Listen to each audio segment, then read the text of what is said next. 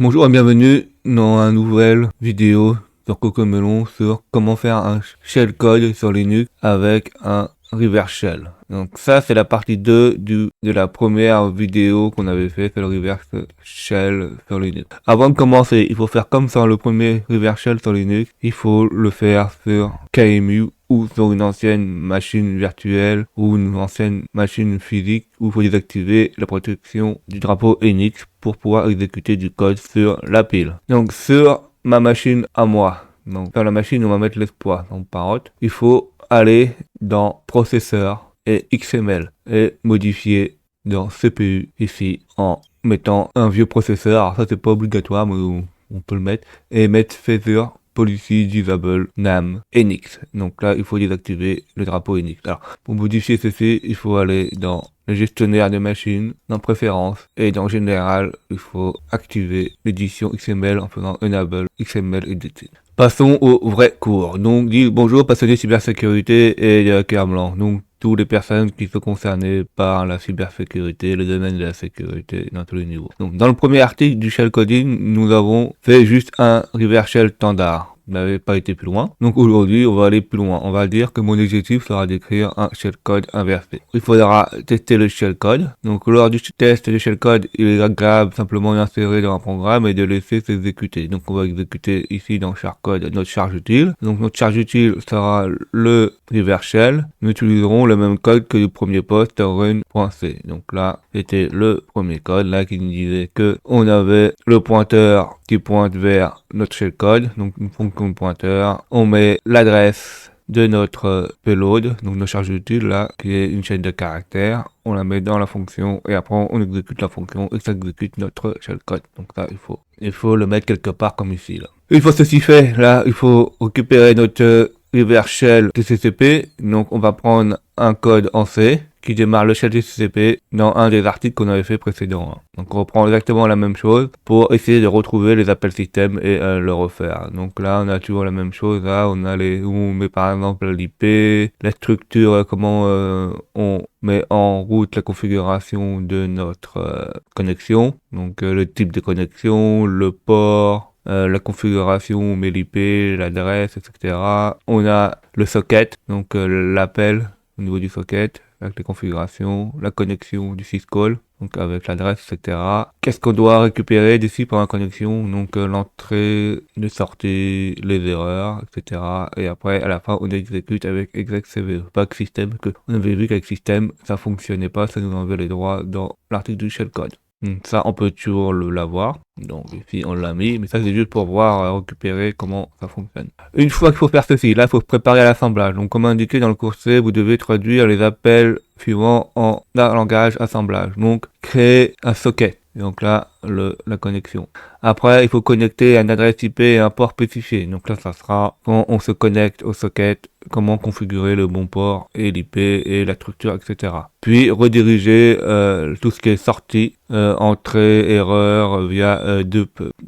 Donc ici, donc, il faudra simuler aussi la boucle. Et lancer le shell avec execCVE, donc aussi la même appel. Donc là on a plusieurs appels, plusieurs configurations à faire, une boucle for et la structure à faire. Donc créer un socket, donc on a besoin d'un appel système qui sera syssocketcall pour travailler essentiellement avec les sockets. Donc là on a le syssocket_syscall qui sera le sock fd là. Donc il faut le retrouver. Il faut retrouver le numéro d'appel, donc ici c'est 066 soi-disant. Donc ça on va le vérifier. Donc pour le vérifier, il faut retrouver le fichier unistfd32h. Donc ça, on va réussir à retrouver où se trouve ce fichier. Donc on va sur ici. Alors j'ouvre un terminal. Comme je vous l'ai déjà dit plusieurs fois, on peut faire un find dans le répertoire racine. On fait le name.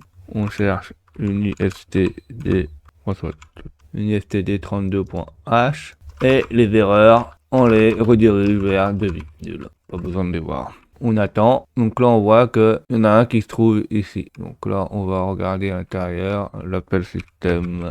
Alors socket call, donc on va chercher la ligne où avec un grep je trouve le socket call.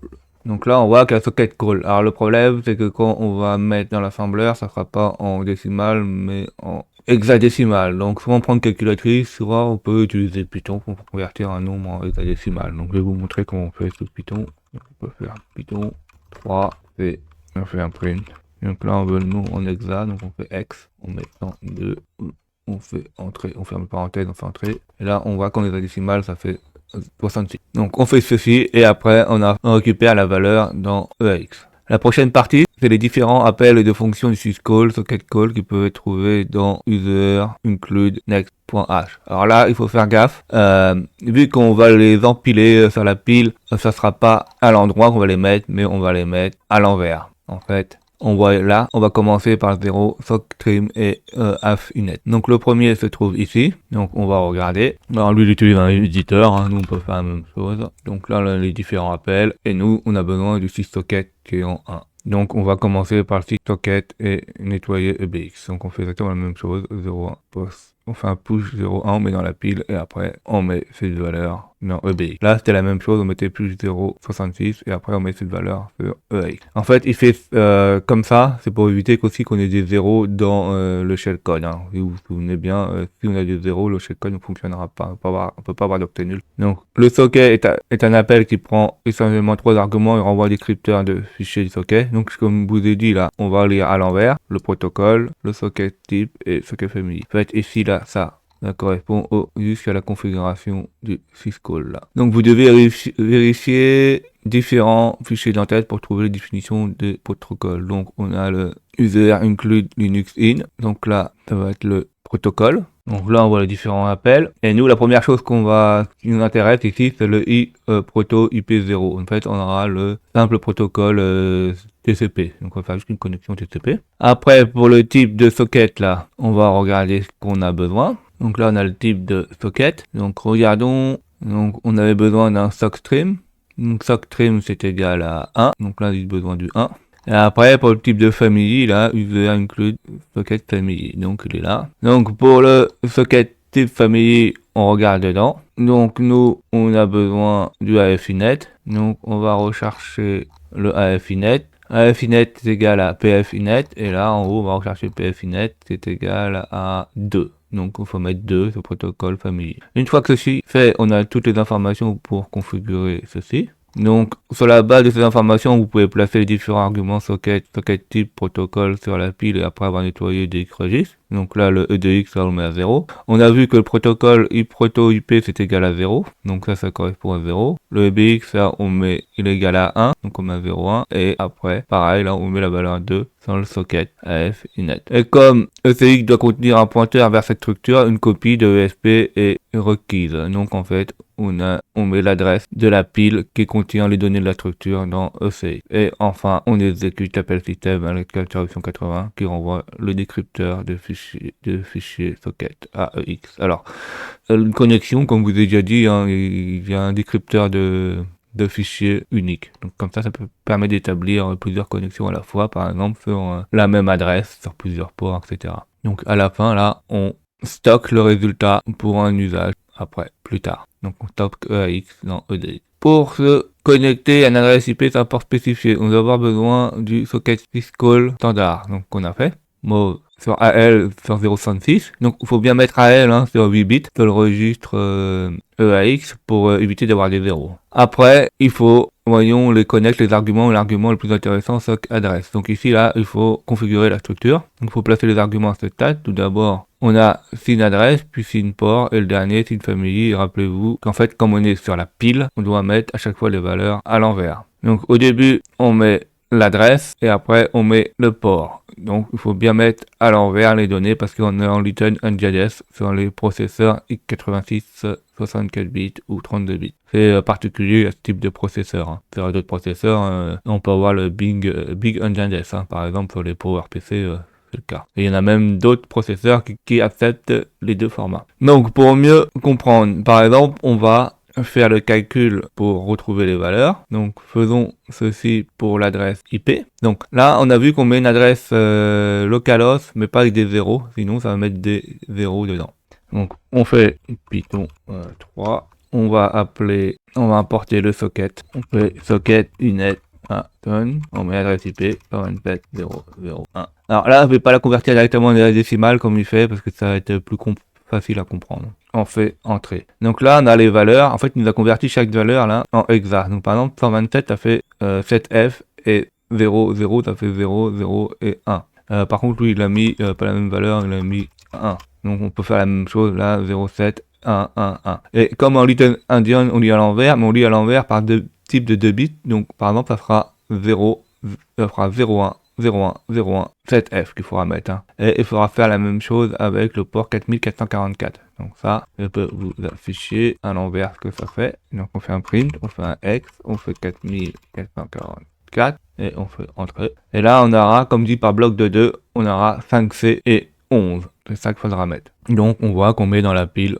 les valeurs inversées là. Donc on fait bien le 01, 01, 01, 7F et on a bien inversé là en 5C11, comme je viens de vous dire. Alors EBX contient ce stade en raison de la pression exercée sur socket pendant le socket. On appelle voir l'argument augmenté EBX de 0,6 family. En fait, ça veut dire que on va incrémenter de 1 pour mettre la bonne valeur sur le AFINET qui était mis à 1. En fait, tu as juste besoin de augmenter de 1 pour éviter de faire par exemple un push 0,2 et tout ça, ça nous met une instruction en moins. C'est plus rapide de faire comme ça. On enregistre ceci sur le pointeur de pile et ses structures dans l'adresse ECX. Oui, parce que c'est le pointeur de structure, donc c'est l'adresse de pointeur. Et alors on a ceci. Donc avant de faire ceci, il faut mettre la longueur de l'adresse de la structure, parce qu'en fait la structure, il faut voir qu'il va mettre les variables au fur et à mesure. Donc on met sur la pile ECX l'adresse de la structure, le socket, on bouge le pointeur de la pile sur ECX et on se connecte avec la valeur 3. Donc on incrémente. Comme ça nous économise les instructions et ça nous évite de nous mettre des octets nuls. Et après, on appelle le syscall exec sysconnect. Là, il faut rediriger stdr via DUP2. Donc là, on sera obligé de faire une boucle. Donc maintenant, définissons le compteur de démarrage, réinitialisation ECX, la boucle. Donc là, c'est la boucle qui est ici. Donc en premier, on met le compteur à 2. Et pourquoi pas à 3? C'est parce que on va faire 2, 1, 0.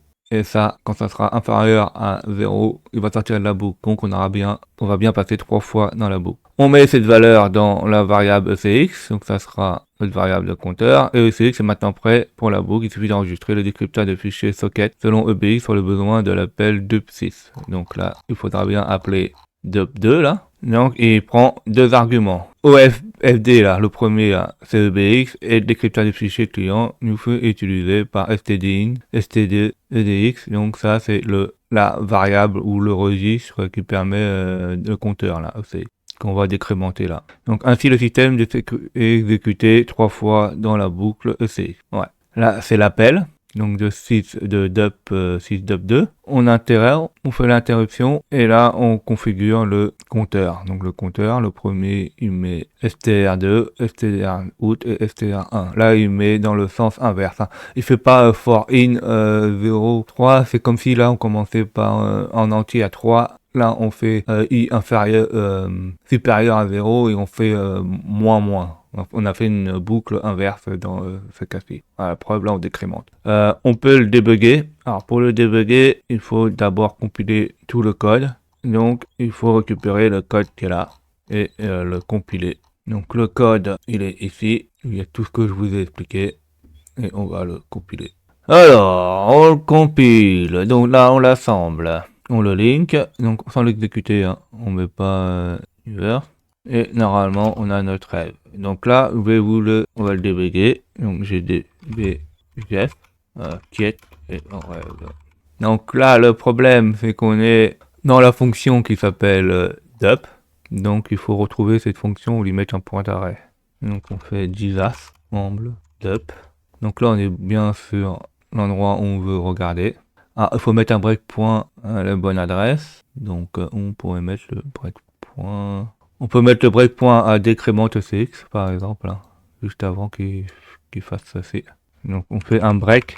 Alors pour faire un breakpoint sur une adresse, on fait break et on met l'étoile pour dire c'est une adresse. C'est comme le pointeur. Hein. On copie l'adresse où on veut commenter là, copier et on colle. On met un deuxième breakpoint quand il va sortir de la boucle pour pas qu'il déroule tout le programme, sinon ça va nous poser un problème. Donc attends, donc quand il sort, il incrémente, donc il va sortir là. Donc c'est cette adresse qui nous intéresse. Et là on fait un run. On exécute pour voir ce que ça passe. Alors là, on voit qu'au début, ECX est égal à 2 et il est toujours dans la boucle. On fait l'instruction suivante. Donc ECX est égal à 1 et il est toujours dans l'instruction là où il est en train d'exécuter le syscall là. Le sysdup là, il exécute toujours. Donc on continue. Donc ECX est égal à toujours 1. On continue. Toujours à 1. Là, ECX vient de changer. On passe dans la décrémentation. Il est toujours dans la boucle. On continue. Là, il décrémente, et là, on tombe sur FFFF, qui est un nombre signé, donc il y a moins 1. Donc normalement, là, la boucle, là, il devrait plus reboucler en haut, il devrait aller vers notre point d'arrêt en bas, là, sur mauve AL 0. Donc on continue, et on a bien ce qu'il faut, là. Il va bien sortir ici, là, donc il est sorti de la boucle, et il a fini. Et on a bien le FFF non signé. Donc comme vous pouvez le voir, sur le troisième décrément ECX, qui contient 0 FFF, c'est égal à moins 1, donc le jump SF, SF, le flux shellcode continue. En fait, et quand le signe est signé, donc à moins 1 là, il va continuer. En conséquence, les 3 sorties sont redirigées. Donc avec l'interruption, etc., c'est bon. Là, il faut lancer le shell avec exec, donc ça on l'a déjà fait plusieurs fois. Cette partie du code est similaire à la première partie, mais encore une fois avec un petit changement. Donc là, on a l'appel système, les arguments 0, V, EMP0, le push terminating. Donc là, on a bien le bin CH à exécuter, hein, bien mettre à l'envers, hein, parce que c'est du processeur Little Engine. On sauve le pointeur et après on exécute. Donc comme vous pouvez le voir, nous allons placer les terminaisons nulles à la fin de la chaîne. Oui, à chaque fois qu'on veut être à la fin de la chaîne, on exécute on met le terminaison nul pour dire que c'est la fin de chaîne. Séparément, car on n'a pas déjà utilisé. Donc terminé. Là, on a le shellcode complet. Donc comme j'ai dit. Donc là, on a le shellcode complet. On va faire un essai, donc là il faut le compiler, on l'assemble, on le link sans l'exécuter, sinon ça va planter, et on fait un objet dump, rêve. Et on vérifie le code, et on vérifie surtout s'il n'y a pas de 0 dedans. Donc là on voit aucun octet nul, donc ça peut être injecté. Préparer l'écouteur avec N4 pour voir si ça fonctionne. Donc on peut séparer l'écran avec le logiciel Temux, hein, si vous voulez. Je vais vous montrer. Temux, hein.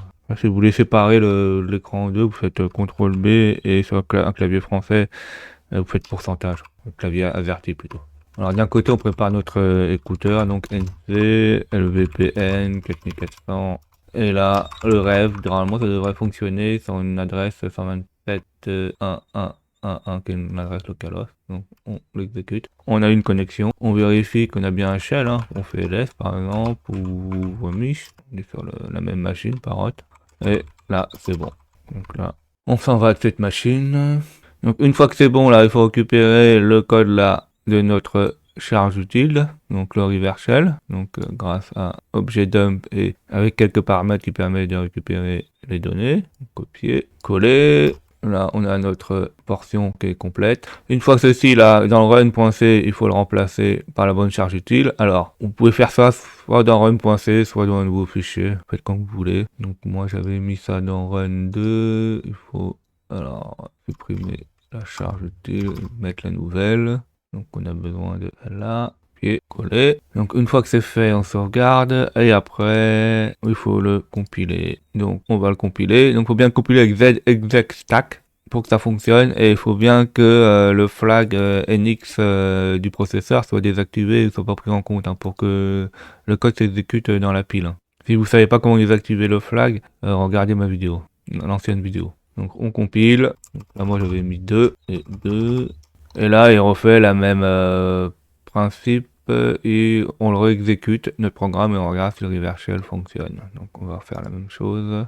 Donc on divise l'écran en deux, on refait la même chose. J'exécute, moi pas run, mais run 2 parce que j'ai appelé run 2. Là, on a bien une connexion, la connexion est établie. Est-ce que c'est bien la bonne machine? On a bien la bonne adresse IP, donc c'est parfait, ça fonctionne.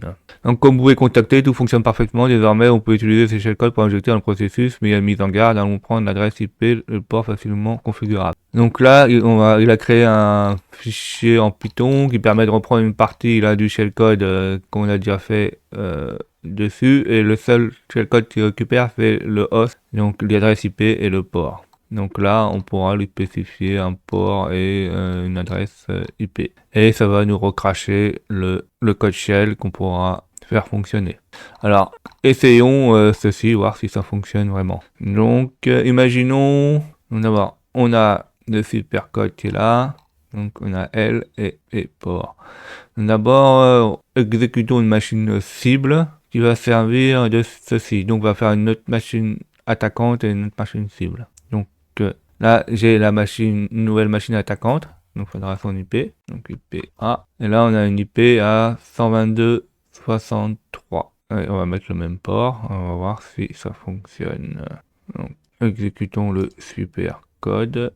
Donc, Python 3, supercode L 192, 168, 122, 63.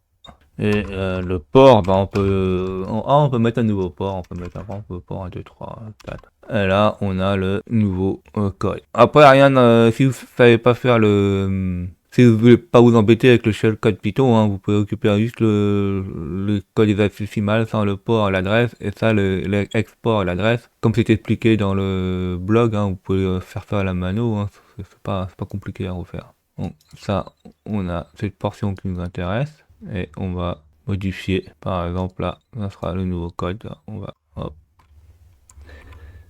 hop, on fait copier-coller, on compile. Une fois compilé, il faut mettre sur la machine d'écoute. Donc, une fois que ceci sur la machine attaquante, on va le mettre en mode écoute. Donc là, on va mettre NC. Donc là, le port, c'est plus 4444, c'est bien 234. Et sur parrot, on fait run 2 et on va voir si la connexion s'établit. Hop, là, on a fait ça. Et est-ce que sur la machine attaquante, on a une connexion? Donc là, on a bien une connexion. On fait ls. Est-ce que je suis bien sur la machine parrot ou ami? Oui. Est-ce que je suis bien sur la bonne adresse IP en 86? Oui, c'est bon. 468. Donc là, on voit que notre reverse shell a fonctionné à partir d'une autre machine attaquante. Donc on va préparer l'écouteur donc et copier le shellcode dans notre programme et test et compiler. C'est ce que je viens de faire. Le shellcode fonctionne parfaitement, c'est ainsi que vous pouvez créer vos propres shellcodes par exemple. Il s'agit de cas pratiques et donc à but pédagogique. Donc pour pas faire de conneries avec. Après là on peut s'amuser à faire des améliorations avec un chiffrement dynamique, etc. Et faire d'autres techniques, utiliser d'autres protocoles. On peut largement améliorer ce type de choses. J'espère que vous avez appris beaucoup de choses. Mettez des commentaires en retour hein, pour que je puisse améliorer mes vidéos ou avoir des encouragements. N'hésitez pas à mettre des pouces bleus et vous abonner pour avoir plus de visibilité sur YouTube.